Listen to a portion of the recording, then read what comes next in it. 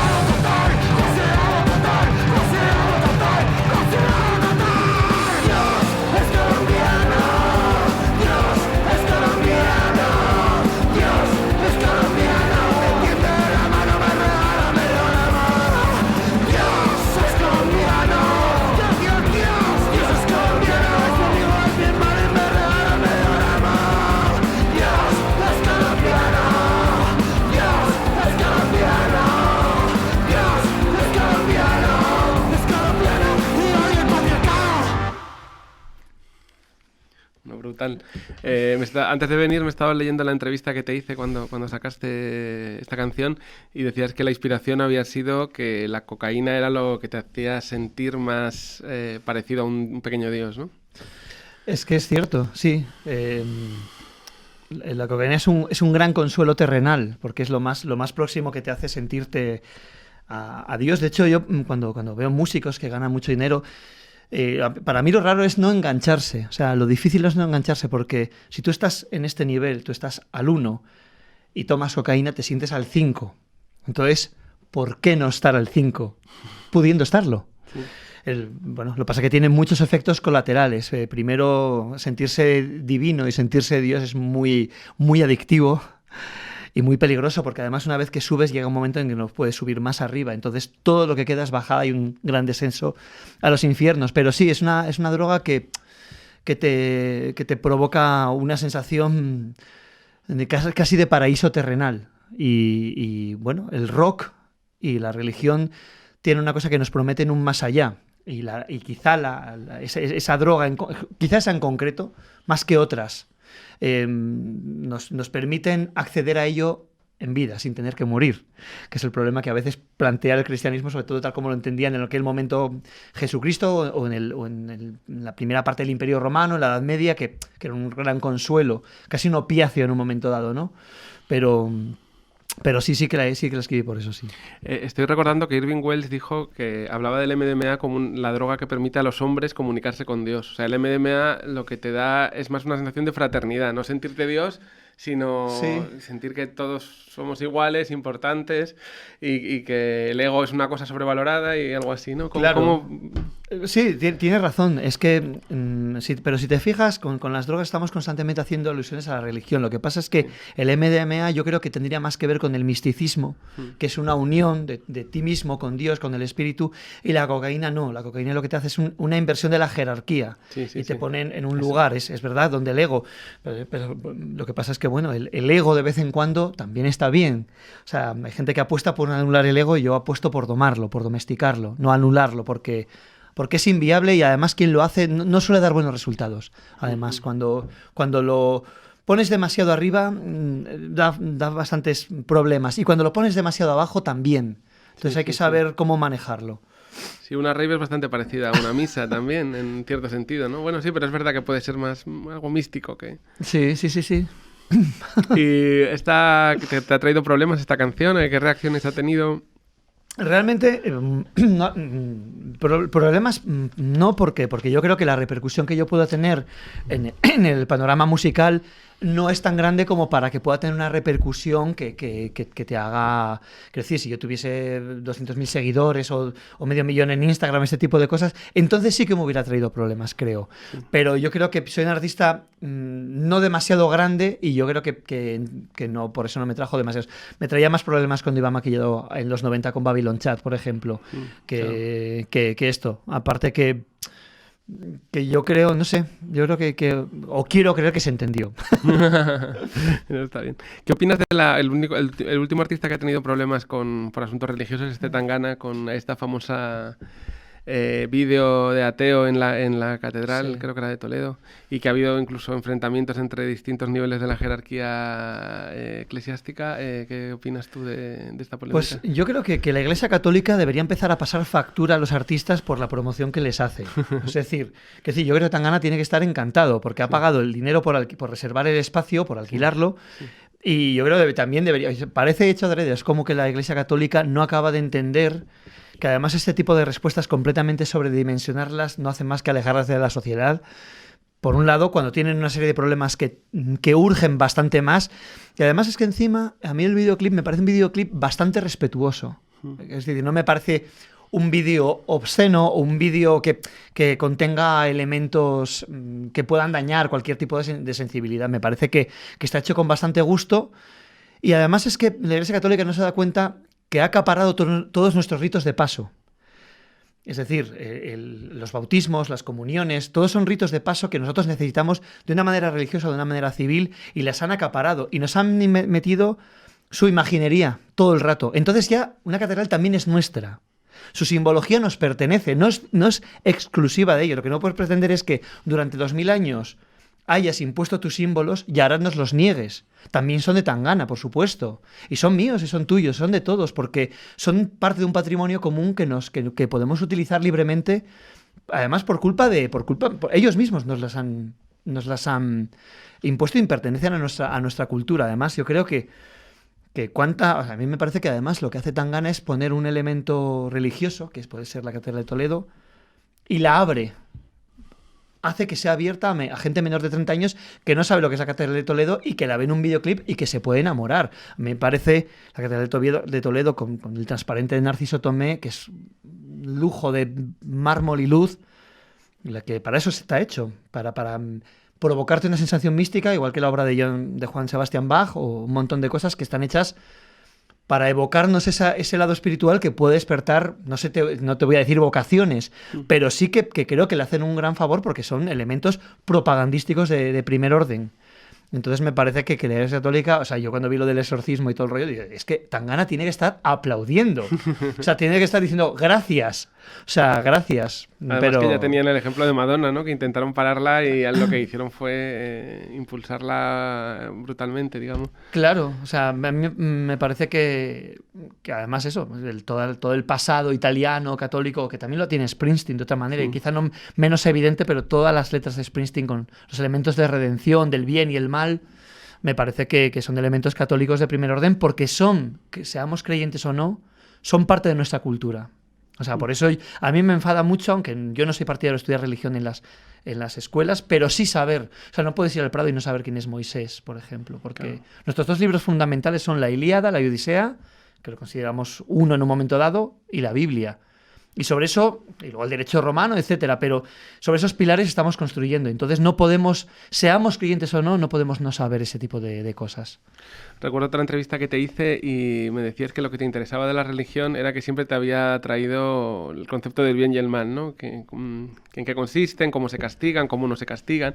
Todo eso, cuéntanos un poco cómo empieza tu relación con la religiosidad. Bueno, o sea, yo vengo de una familia creyente como casi todas las familias, creo que de mi generación, en líneas generales. Sí. Incluso tenía unos padres con sensibilidad de izquierdas, pero sí católicos. Entonces, a mí siempre me fascinó, porque yo ya cuando era pequeño, que te obligaban a ir al catecismo y esto, los demás era joque rollo, y a mí no sé por qué me atrapaba. La figura de Jesucristo siempre me atrapó muchísimo, y siempre me atrapó que fuese una religión para pecadores. O sea, él mismo dice, esto no es para los que hacen el bien, esto es para los que hacen el mal. Y eso era me parecía un concepto muy novedoso. Y luego artísticamente también el perdón al otro, al que te hace daño, parece un concepto también muy revolucionario, que no sé si lo decía Félix de Azúa en un libro, no me acuerdo de quién era, que no me interesa nada como columnista ni como opinador, pero sí en parte como crítico de arte. Sí, sí. Y venía a decir como que el arte, que es, digamos, un poco mi terreno, pues como escritor o tal, sea el cine, sea la poesía, sea la novela, el arte yo creo es el único lugar en el que podemos comprender al otro, donde podemos ponernos en el lugar del otro y donde podemos que la figura del mal nos atraiga y perdonemos. Creo que es el único lugar donde podemos perdonar al otro. Entonces este concepto del bien y del mal, del perdón, de para quién está hecha esa religión, lo acogedora que es, me resulta fascinante. Y todo ese concepto de el bien y el mal son dos cosas, o es el mal un defecto del bien. A mí todo eso me llama la atención porque a mí hay una cosa que incluso me afecta mucho como artista y incluso me limita. Me limita porque me hace pensar demasiado y a veces me hace poco efectivo y eficaz, ¿no? Que es, yo a veces pienso, ¿por qué soy artista? Porque canto. Y digo, ¿necesita la gente mis canciones? Porque si no las necesita, ¿por qué las hago? Porque acaso cuando yo toco con Loquillo, él tiene una demanda real de esas canciones. Entonces hay que hacerlas porque la gente las quiere. ¿Y las mías? ¿Para qué voy a hacer más? Porque a veces el silencio en los artistas también está bien. O al revés, con todo lo que yo he aprendido, todo lo que he recibido, quizás sea una obligación moral hacer más discos para intentar mostrar o abrir nuevos caminos en la música. Incluso también me tomo mi parte de artista como una parte que está ligada a una parte ética, a la parte del bien y del mal. Igual, no sé si estoy explicándolo bien, o sea, me estoy liando igual demasiado, estoy metiendo muchos conceptos, pero me interesa mucho toda la parte del bien y del mal, Porque también me toca mucho las narices. O sea, uno de los grandes objetivos, yo creo, del ser humano es ser siempre mejor de lo que eres. O ser todo lo posible que eres. Yo soy mucho mejor persona ahora que cuando tenía 9 años o cuando tenía 10 porque tengo menos miedos. Sí. Entonces, para mí se ha convertido en una obsesión. Ser mejor persona sí que me parece casi una obligación que tenemos. Y desgraciadamente la vida, y la vida musical, la vida artística casi más que ninguna, me imagino que la política será otro grado superior, te encamina a no serlo. Claro. A mí cuando mis padres, lo cuento en el libro, en El arte de mentir, me enseñaron una serie de códigos, cuando yo salía al mundo real, yo me enfadé con mis padres. ¿Pero qué cojones me habéis enseñado? Yo con estos códigos que me habéis enseñado del bien y del mal, no voy ni a la esquina. Sí. O sea, que con esto no voy a sobrevivir en la vida. Porque en la vida hay que golpear a veces, desgraciadamente, ¿no? O no. Sí. Pero entonces yo me quedé como muy con mis padres, como muy enfadado, en plan de cabrones, no me habéis educado para sobrevivir. Y ahora que me interesa mucho esto, ¿y ahora qué piensas de esos códigos? Me parece que es lo mejor que me pudieron enseñar. Sí, te lo digo de verdad. Claro, y creo claro. que en parte, si estoy donde estoy, que no es que esté arriba ni abajo, también estoy por eso. Así te lo digo. Pero en un momento dado me enfadé mucho, ¿eh? No, tenías toda la razón. Recuerdo que uno de los primeros invitados a Truco Trato fue Joaquín Reyes, que sus padres son cristianos de base, de estos que reparten todo en una comunidad, todo el dinero que tienen. Y estábamos hablando del hipsterismo y yo creo que él reconoció, no sé si con estas palabras, que a él no se le fue la cabeza con el moderneo, hipsterismo y la tontería, pues porque tenía esos valores que le habían inculcado de pequeño y que eso le mantuvo en su sitio. Sí, puede ser. Ahora a toro pasado es digamos, más fácil hablar. Bueno, a toro pasado ya con ciertas vivencias, etcétera, pero hubo muchos años que me resultaba muy difícil vivir con ciertos códigos que me resultaban casi inservibles. No, pero si es que seguramente tenías razón en los dos momentos. O sea, en el primer momento te ponen en una posición de desventaja frente a gente que tiene muchos menos tal, pero luego a la larga son códigos que te vienen, como pasa muchas veces con los códigos, que te vienen mal a corto plazo, pero te vienen muy bien a largo, ¿no? Puede o a ser, medio, sí. ¿no? Digo yo, vamos. Yo no sé. Sí, estoy bastante de acuerdo. Bueno, pues te voy a pedir que saques una pregunta incómoda y me la pases. Vale.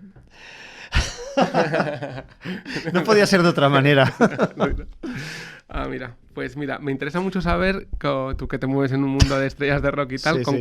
¿con qué estrellas de rock puedes hablar de religión sin parecer un meapilas o sin que te miren raro? Y con cuántas y con cuáles, si lo puedes decir. Vale. Obviamente, hablar de religión no es un tema que salga en una noche de copas, en un backstage, camerino voy a decir, backstage, en un camerino, o bueno, en medio de una gira no es digamos un tema. Hablo mucho de religión de una manera más histórica quizá con el guitarrista que se llama Josu García, que es una persona con la cabeza muy bien amueblada. Con Frank Nixon, curiosamente puedo hablar mucho, es una persona muy culta y muy fan de Chesterton, como tú y como yo. Y además es una persona con la que puedes hablar además también de arte, es decir, él siempre mantiene estas teorías, ¿no? de cuando al arte le quitas el elemento religioso, ¿qué te queda? Te queda el kitsch, ¿no? O sea, siempre está planteándose una serie de... Tiene unas conversaciones muy interesantes y con él también puedo hablar. No lo considero una serie del rock, obviamente, pero bueno, sí que una persona que haya sido popular. El loco no es especialmente religioso, pero sí es una persona con bastante fe. Y también se puede hablar, quizá en unos términos más emocionales que racionales o unos términos quizá más amplios sobre términos de justicia o justicia poética, también puedes hablar en momentos muy puntuales, pero no es una conversación que salga con facilidad, la verdad.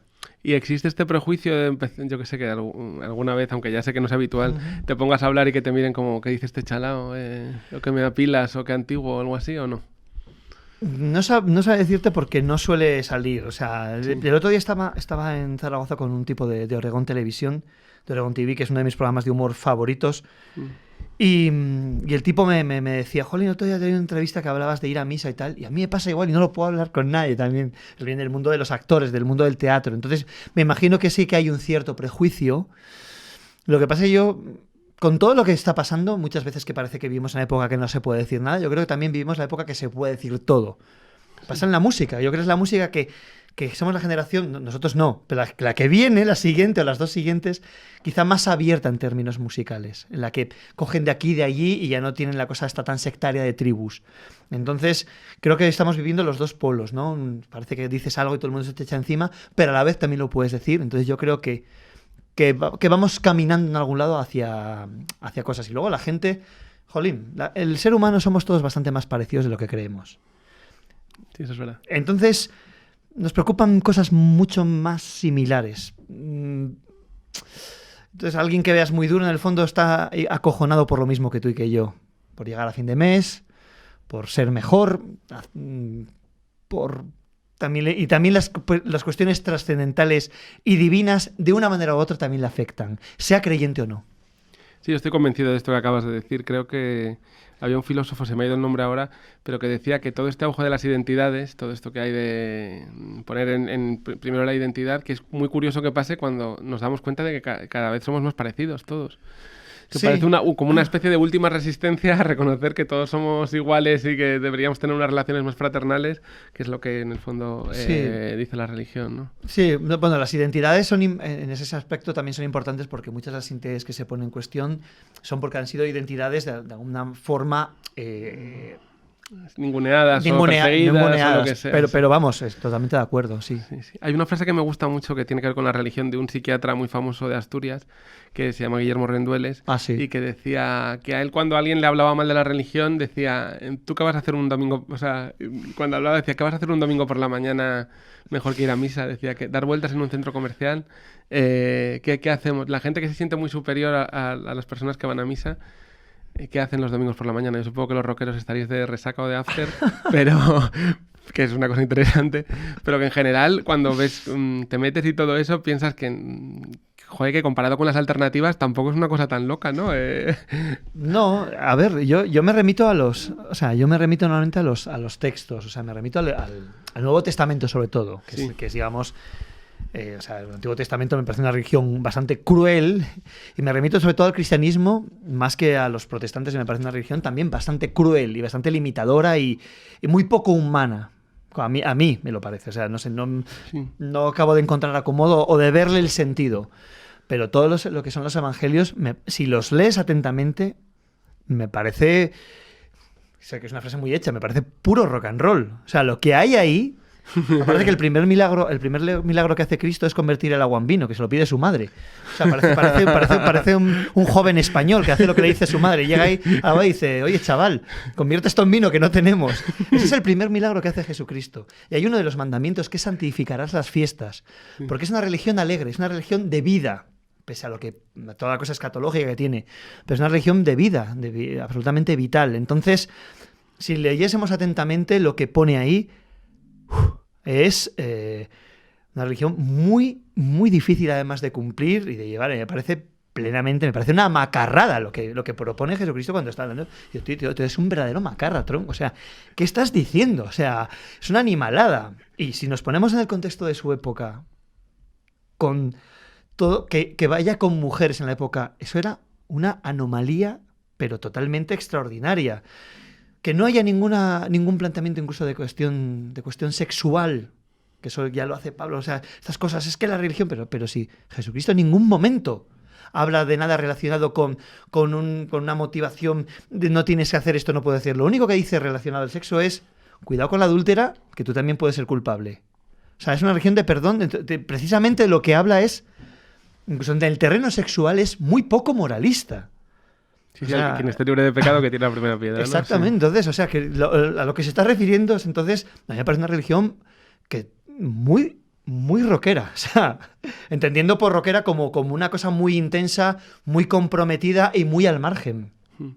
Hay una figura, obviamente, que une muy bien la cultura del rock con el cristianismo, que es Oscar Wilde, ¿no? O sea, desde Morrissey hasta, bueno, se cita muchísimo. De hecho, por ejemplo, tu primera banda, Babylon Chat, había un rollo Wilde ahí, supongo, ¿no? Sí. Bueno, yo con Oscar Wilde descubrí el mal y descubrí el bien. O sea, porque yo era un niño bueno, digamos, más o menos, o intentaba serlo, y cuando leí el retrato de Dorian Gray no daba crédito. O sea, era como, ¿qué es esto? De hecho, mi madre, que era una gran lectora, que sí me pasaba libros de todo tipo, desde Cavafis a En brazos de la mujer madura, un montón de libros, Cuando yo fui transformándome, mi madre me dijo, la culpa es mía por dejarte leer todo lo que te has ido de los huevos. O sea, en plan de... Una cosa casi quijotesca, ¿no? De la lectura como elemento transformador. Y empecé a meterme en un mogollón de líos por ese aprecio por el mal que tenía Oscar Wilde, que decía que la estética estaba por encima de la ética, etcétera, etcétera, etcétera. Pero él mismo tiene la cara A y tiene la cara B, que es de Profundis, que es un análisis que hace él cuando está en la cárcel, maravilloso de la figura de Jesucristo. Y lo descubre como una persona romántica, como un poeta, como convertir tu vida en arte. O sea, realmente es el primer esteta, se puede decir que es Jesucristo, todo el amor que tenía a la naturaleza. O sea, se puede decir que es el primero de muchas cosas. Para mí es el primero que tiene empatía, porque toda la cultura grecorromana, o sea, realmente es poco empática. Vale el ganador, vale el bello. La belleza como elemento que se equipara al bien, eso es la Grecia clásica, donde solo vale el que gana la prueba olímpica. No había ni segundo ni tercero, el primero. Y donde no hay compasión. No, eso no existe. Ponerse en el lugar del otro es una cosa que es hacer la ley para el ser humano y no el ser humano para la ley. Es una cuestión de Jesucristo. O sea, a mí me parece absolutamente demoledor. Y Oscar Wilde es verdad que tiene una mirada preciosa con eso. Yo recomiendo De Profundis, que todavía me gusta mucho más que el retrato de Dorian Gray, que me parece una visión maravillosa y que es la que los catecismos es la que se debería un poco leer. Para no tener esa imagen de ese Dios, ese Jesucristo pesado y coñazo que a veces se nos hace pasar, sino una visión mucho más liberadora y me gustó, en mi modo de ver, mucho más enriquecedora, la verdad. Sí, Oscar Wilde decía que Jesucristo era la primera persona de la historia que había convertido su vida en un poema. Pero como tú dices, es verdad que la gran lección del cristianismo es el igualitarismo, ¿no? Que todo el mundo somos hermanos, que eso es una cosa bastante anti-rock and roll, ¿no? Es decir, el rock and roll es más grecorromano en ese sentido, ¿o no? Depende, o sea, el rock and roll como buen elemento humano está lleno absolutamente de contradicciones. Sí. El primero es que está a favor del mercado y el segundo es que también a la vez está en contra. O sea, todo al mismo tiempo. Y además tiene que ser así porque si no, no es rock. Y yo creo que el rock, por ejemplo, es cierto que jerarquiza las relaciones. Igual de alguna manera también había apóstoles y otros no lo eran, cuidado. O sea, vale. Entonces hay una relación, pero luego la relación que te pone en contacto con los demás, o sea, el público. Mi mejor amigo lo hice en el instituto porque él llevaba una carpeta con los Stray Cats. Y yo vi la carpeta que llevaba con los Stray Cats y dije, ese tío va a ser mi amigo. Y efectivamente lo acabó siendo y mi mejor amigo, de hecho. Esa identificación, además se ve mucho también la diferencia de género de cómo estamos educados. A las mujeres se les educa o se les educaba para ser rivales a la hora de hacer ideal a un cantante. Tú rivalizabas por ese cantante y los hombres estábamos educados para hacernos amigos en torno a un artista. Si a ti te gusta Iron Maiden y a mí también, somos amigos. Si a una chica le gusta el mismo ídolo, no, porque competimos por su amor, por ser objeto de su amor. También hay una relación, pero yo creo que tiene una cosa muy de religión de comunidad. Ahora que hablamos de identidades, esta cosa de si eres asturiano, eres vasco, eres español, que a mí me agota. Tío, yo me he ido a tocar yo en solitario igual a un bar en Río de Janeiro para 150 personas y era gente que manejaba los mismos códigos de yo y me sentía mucho más cercana a ellos por compartir la religión o pseudo-religión o como lo quieras llamar del rock. Sí. Y me sentía muy cercana a ellos por nuestra manera de entender las cosas que una persona que vivía igual a 10 kilómetros de mi casa, en Coyoto, ¿sabes? O sea, quiero decir, entonces que es una religión, el cristianismo y el rock and roll son ecuménicas. O sea, llegan a todos los sitios y cada uno la hace suya y la reinterpreta y a la vez te hace formar parte de algo, no sé. Bueno, esto que dices es interesante, de las chicas se las obliga a competir. Se supone que las boy bands empiezan por eso, porque necesitan 5 para que el grupo de 5 amigas cada uno pueda elegir una y no tengan que competir, puedan ir todas juntas. Sí, a los chicos también nos hacen eso, que desde los Beatles, los Kiss, por ejemplo, tenían muy claro que están modelados en torno a los Beatles, que es tener el duro, el sensible y tal. También los chicos hemos también tragado todo ese tipo de cosas. Los Guns N' Roses, gran parte del éxito es porque tienen al estoniano, al punk, al heavy, o sea, si no hay espectro, no... Y la banda de Loquillo también hemos pasado un casting y vamos así. Bueno, pues te voy a pedir que saques otra pregunta incómoda. Vale.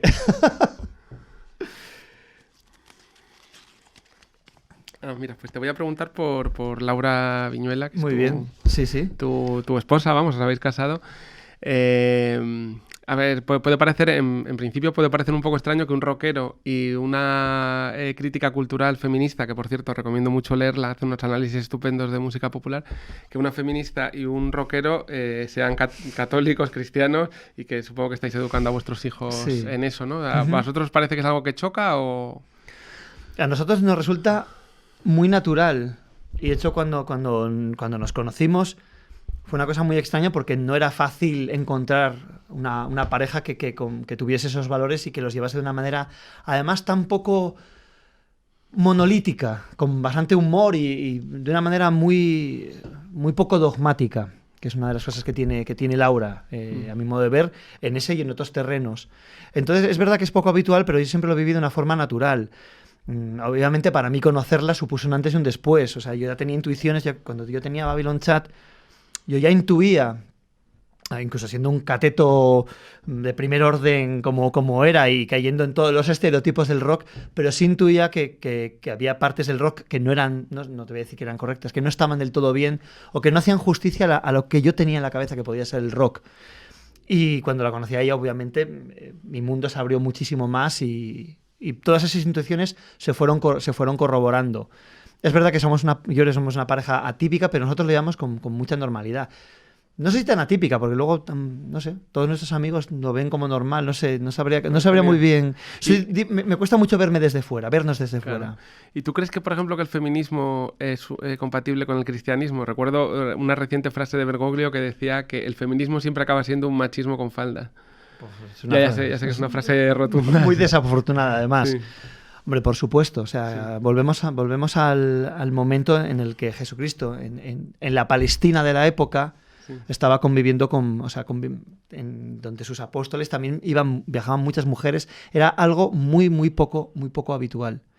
Estamos hablando de romper un prejuicio y una manera de estar en el mundo que no tiene nada que ver con lo de su época. Para mí, por supuesto que lo tiene que ser. Otra cosa, la Iglesia Católica, que también ahí se parece en el rock, que coge una idea muy buena y la ha convertido en una gran industria, igual que la gran industria del rock. O sea, hasta en eso se parecen bastante. ¿Y cómo manejáis el tema del aborto, por ejemplo? Porque claro, desde el feminismo es una cosa que es como un derecho y que es como incuestionable.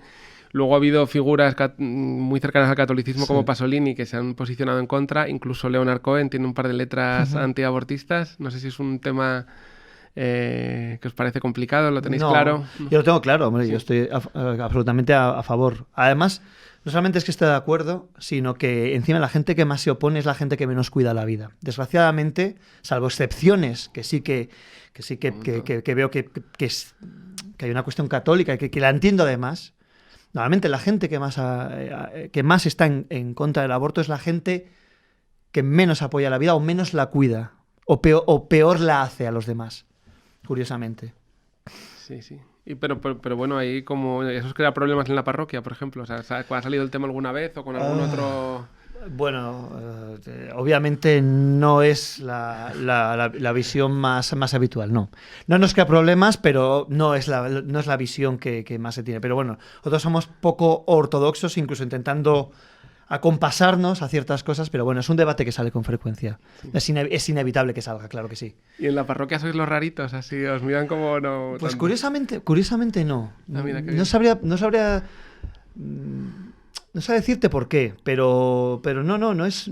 Supongo que porque siempre hemos convivido con mucha naturalidad, porque conocemos desde hace muchísimos años, pero no es raro, no es raro, no sé muy bien por qué. O igual, yo estoy creyendo que no lo es y desde fuera tienen otra opinión, pero así a priori yo no siento que me traten distinto, que me traten tal. También en la parroquia en la que nosotros estamos, el cura es increíble, o sea, hemos tenido mucha suerte, o sea, no estamos respondiendo al estereotipo de parroquia que se puede decir con un cura pedorro y tal. No es el caso. No es el caso. Afortunadamente, claro. Y por ejemplo, vuestros 3 niños, que supongo que van a misa y todo eso en el colegio les convierten los raros también o no? No. O sea, y eso que en el cole nosotros van a un cole público y no van a religión al colegio, van en la parroquia, pero no a religión. No sé. Yo igual o es que no lo quiero ver o es que no lo noto, pero noto como una convivencia bastante natural, la verdad.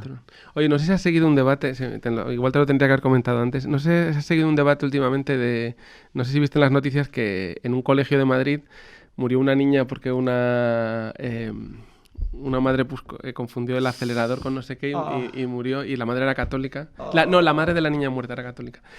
Entonces, cuando murió la cría, lo primero que hizo después de ver esto fue abrazar a la madre que había sido responsable de esto. Y ha habido un debate en la prensa con gente como Jorge Bustos, el jefe de opinión del Mundo, diciendo que era una especie de canto al catolicismo ese abrazo, y otra gente como Arcadia Espada diciendo que demostraba que esa religión era para gente totalmente mezquina y que pensaba que Dios podía desear la muerte de una niña. ¿No se ha seguido esto?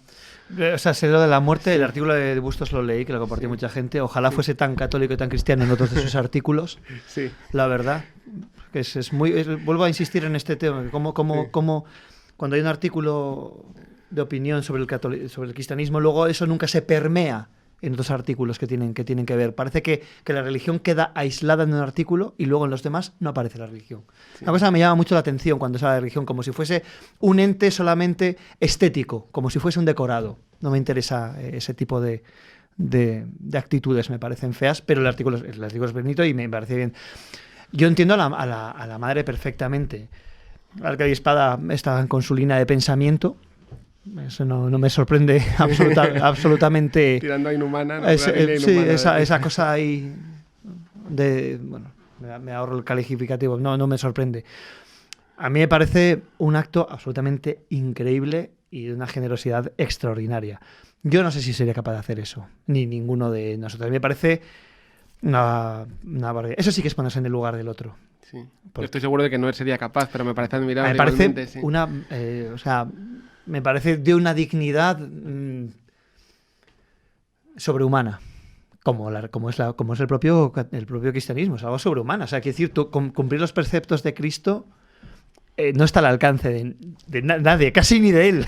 O sea, para mí me parece precioso, emotivo, y me parece de una grandeza y entereza moral que no sé si muchos tendríamos. Yo tengo muchas dudas, la verdad. Una cosa que yo creo que es bastante central dentro del catolicismo es que en un mundo individualista como el que vivimos, que crea lazos comunitarios, ¿no? Decía Primo Levi, que una persona que estuvo en Auschwitz y que escribió uno de los testimonios que se consideran más elevados sobre el paso por los campos de concentración, que es la trilogía Si esto es un nombre.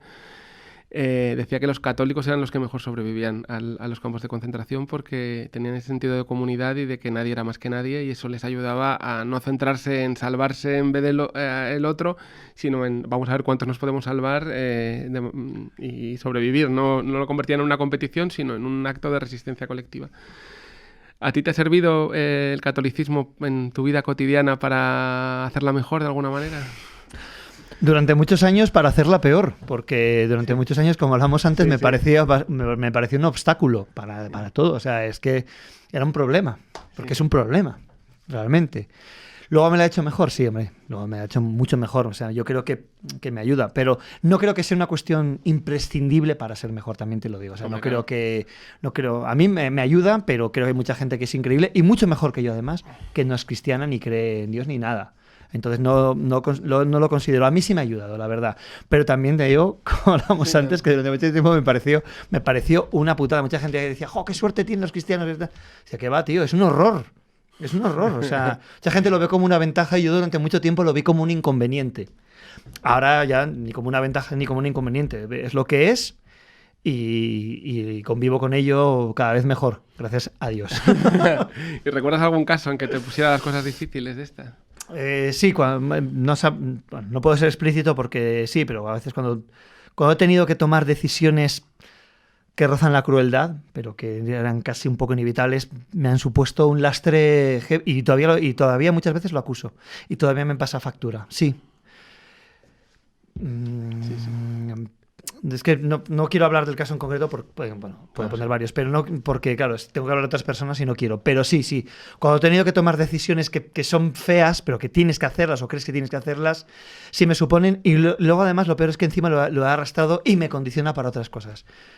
Pero sí, es que la vida muchas veces, desgraciadamente, no es como una película ordenada, sino que te llega todo como te llega y tú tienes la entereza moral que tienes, que desgraciadamente nunca es suficiente. Sí. O sea, siempre es más escasa de lo que te gustaría.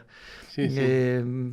Por eso que supongo que me gusta tanto el cine de vaqueros, donde el bueno es bueno y el malo es malo, Te y relaja. no hay conflictos y no hay matices. Pero yo eso lo veo como algo positivo, es verdad. O sea, entiendo perfectamente lo que dices. O sea, que te deje, haces una cosa que tienes que hacer, porque la tienes que hacer, y te deja un pozo de culpabilidad.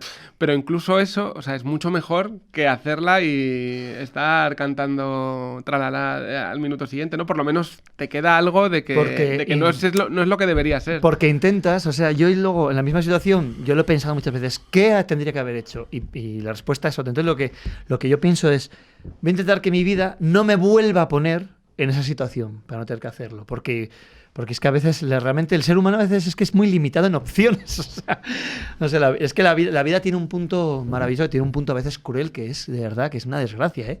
Sí. O sea, y eso que vivimos en una sociedad, bueno, vamos a otros países y podríamos alucinar, la verdad. Claro. Pero, uff. Bueno, pues te voy a pedir que saques la última pregunta incómoda. Yo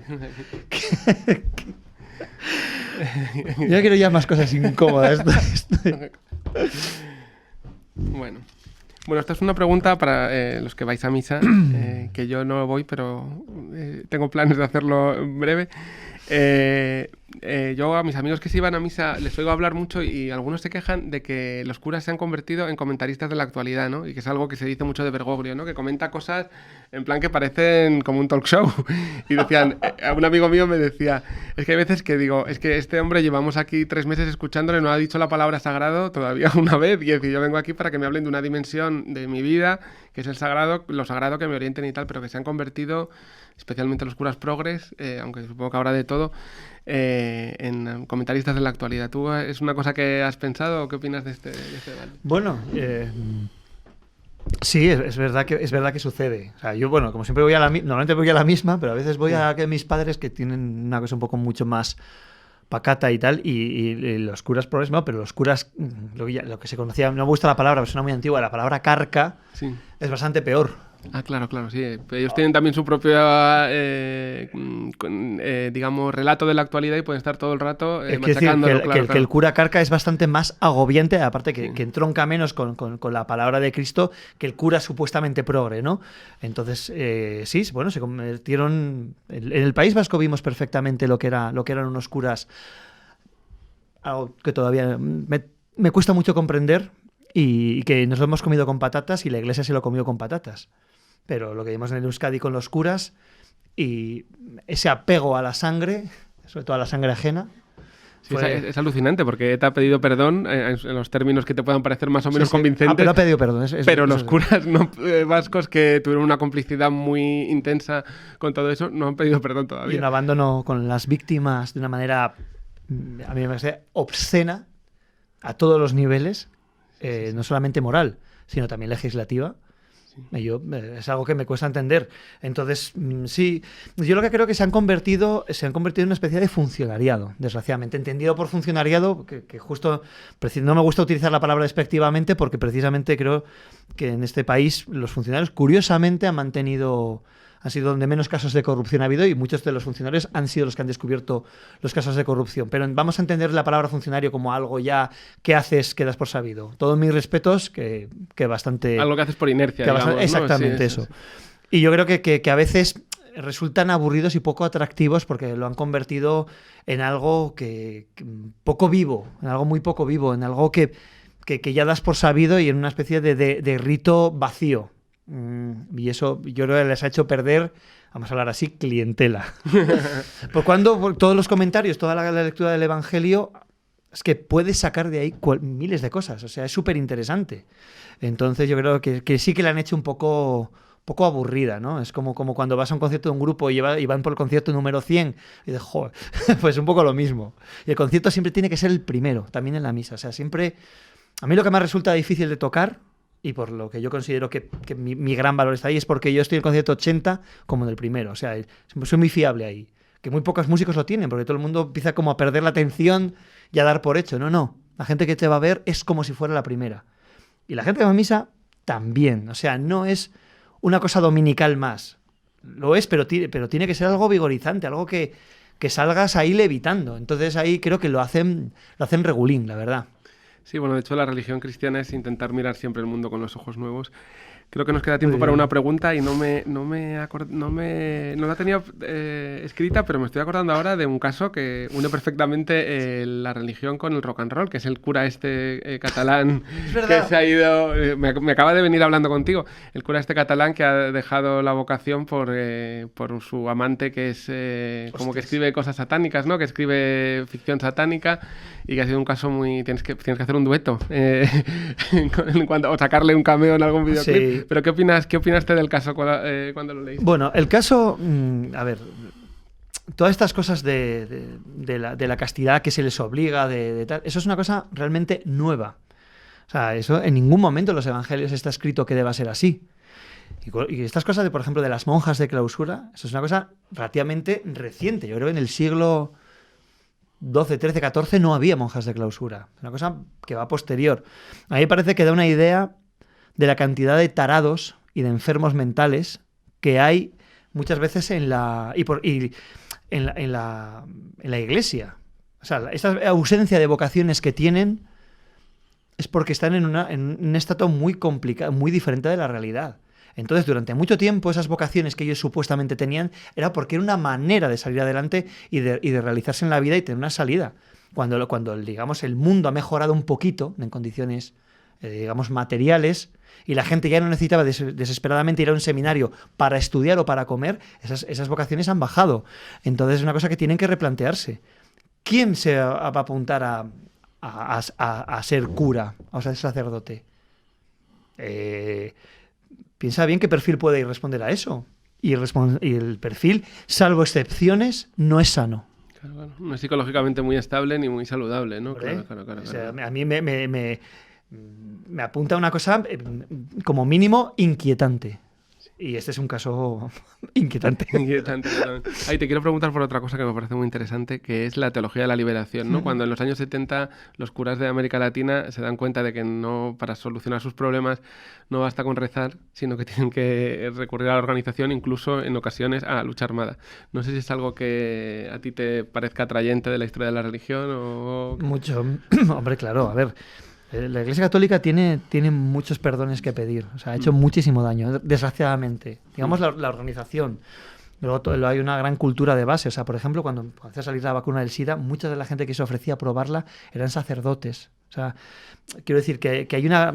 Me molesta mucho ese tono, eso que hablamos a veces despectivo con la gente que está metida en la religión. O sea, todas las cosas que hace Caritas son increíbles. Mucha de la gente, de los gestos más increíbles se han encontrado ahí. A mí me atrae todo de la teología de la liberación, todo. Porque la Iglesia Católica, su gran estructura, ha hecho muchísimo daño. Con una connivencia con el poder. Vuelvo a repetir la palabra obscena, pero vamos, todos lo sabemos, no voy a descubrir nada. Quiero decir, estoy diciendo una obviedad.